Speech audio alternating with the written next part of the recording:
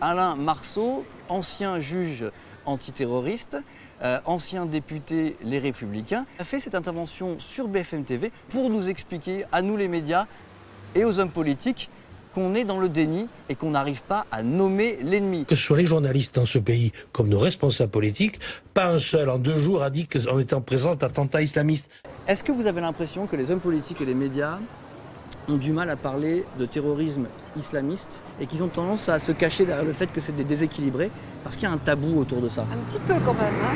Ouais. Ouais. Ouais, un peu, oui.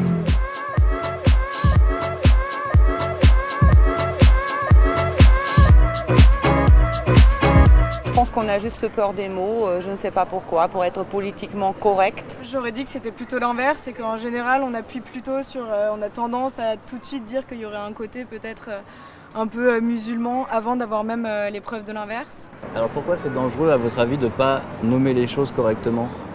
Parce qu'il faut savoir, il faut connaître son ennemi tout simplement. Si on regarde les hommes politiques, ils le disent à longueur de temps qu'il s'agit d'attentats commis par des terroristes islamistes. C'est pas tabou. Assurer la sécurité de nos concitoyens fait de la lutte contre le terrorisme islamiste la première priorité de notre politique étrangère. Oui, je parle bien d'un terrorisme islamiste et j'assume parfaitement l'emploi de cet adjectif.